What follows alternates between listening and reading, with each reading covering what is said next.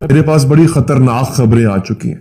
کفن سر پہ باندھ کے کون جائے گا یہ حال دیکھنے کے بعد. افغانستان کے قندھار سے ایک دل دہلا دینے والا ویڈیو سامنے آیا.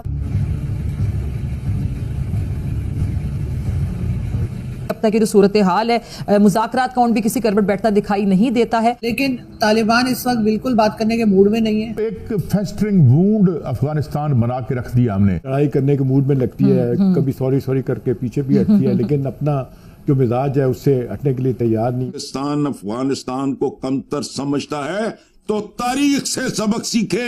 ان سے شاید یا تو کنٹرول کر نہیں پا رہے ہیں، ان سے ہو نہیں رہا ہے، جو بھی کہہ لیجئے، لیکن نقصان زیادہ ہو رہا ہے. پاکستان کی طرف نقصان جو ہے ہماری فورسز کا اس کا زیادہ ہو رہا ہے. بالکل ٹھیک چل رہے ہیں، انڈیا کے ساتھ بھی ٹھیک چل رہے ہیں. انڈیا میں انہیں کوئی اسلام کی ضرورت نہیں ہے. وائے پاکستان؟ جس طرح آپ کہہ رہے ہیں کہ پاکستان یہ ایویڈنس بھی دیتا رہا ہے کہ اس میں بھارت بھی ملوث ہے، اور بھارت ڈیفینیٹلی اس ساری سچویشن سے ایڈوانٹیج لے گا، ایکسپلوئٹ کرے گا. انڈیا کا جو کردار ہے پاکستان میں جس طرح سے وہ ٹارگٹ کرتا رہا ہے لوگوں کو، اس حوالے سے بات کی، بے نقاب کیا، پہلے بھی ہو چکا ہے. اس کے علاوہ اب ہم یہ دیکھ رہے ہیں کہ پاکستان کے پاس اپرچونٹی اچھی آ گئی ہے کہ جولائی میں Pakistan United nation security council کا جو اجلاس ہے اس سے صدارت کرے گا. اب آپ اپنی مرضی سے جو موضوعات ہیں ان کو ہائی لائٹ بھی کر سکتے ہیں، اس حوالے سے اجلاس بھی کال کیا جائے گا. پاکستان اپنے جو یہ جو معاملات ہیں کراس بارڈر جو ہم دیکھ رہے ہیں کہ ٹیررزم ہے، اس کو ہائی لائٹ اس اپرچونٹی کا فائدہ اٹھاتے ہوئے کس حد تک کر سکتے ہیں اور اس کا نتائج کس حد تک برآمد ہو سکتے ہیں. لیکن بات یہ کہ آپ کی لابنگ دنیا میں ہے نہیں، آپ کی بات جو ہے اس انداز میں سنی نہیں جا رہی. دیکھیں کہ رشیا کیوں ہمیں اپنے بلاک کا حصہ نہیں سمجھتا. ہمیں اس چیز کو سمجھنا چاہیے کہ اگر رشینز ہمیں نئے ایئر کا پیغام نہیں بھیج رہے اور مودی صاحب کو بھیج رہے ہیں تو اس سے آپ کو اندازہ لگ جانا چاہیے that what is the meaning. پورے پاکستان کی کامیابی ہوگی اگر کہ چیلنج جو سب سے بڑا چیلنج ہے جو ہمیں درپیش ہے اس میں ہم ٹھیک طریقے سے اچھا پلان کر جائیں اور اس کو اچیو کر. کہ کل تک یہ مجاہدین تھے، آج کل یہ دہشت گرد ہیں. تو وہ جو ہماری پالیسی تھی انقلاب ثور کو برباد کرنے کی، ویسٹ کی پالیسی تھی، اور یہ جو کولڈ وار میں جو یہ کھیل جس کا ہم حصہ بنے، ڈو یو تھنک کہ we are paying very heavily dearly because of that policy جو کہ انٹرنیشنل میں ہم مورا بنے، اور ہم نے انقلاب ثور کو برباد کرنے کے لیے جو یہاں پہ یہ سارے مجاہد تیرے بیٹے تیرے جاں باز چلے آتے ہیں، یہاں پہ لکھ کے لگایا کرتے تھے ہم، تو یہ اب بیٹے واپس آ رہے ہیں. Do you agree with this version of the history?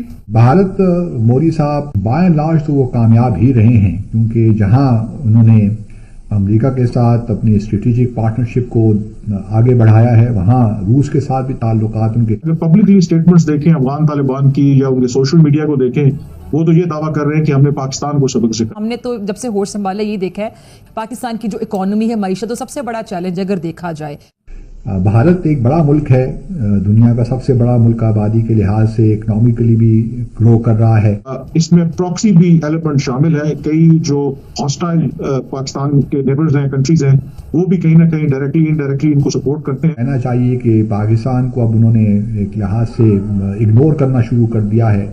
یہ افغان طالبان یہ تاثر دینے کی کوشش کر رہے ہیں کہ شاید ہم نے پاکستان کو سبق سکھایا ہے. تو سچویشن جو ہے اس وقت پیچیدہ ہے. بات ضرور ہے کہ اسٹریٹجیکلی بھارت ابھی بھی ویل پلیسڈ ہے، یورپ کے ساتھ تعلقات اچھے ہیں، خلیجی ممالک کے ساتھ البتہ بھارت نے بہت میں سمجھتا ہوں کہ کامیابی سے کام کیا ہے. خلیجی ممالک جو عرب ممالک ان کے ساتھ بھارت کے تعلقات میں بہت اضافہ ہوا ہے. یو اے ای کے ساتھ بھی تعلقات بڑے زبردست ہیں، سعودی عرب کے ساتھ تعلقات بھی بڑے زبردست ہو گئے ہیں.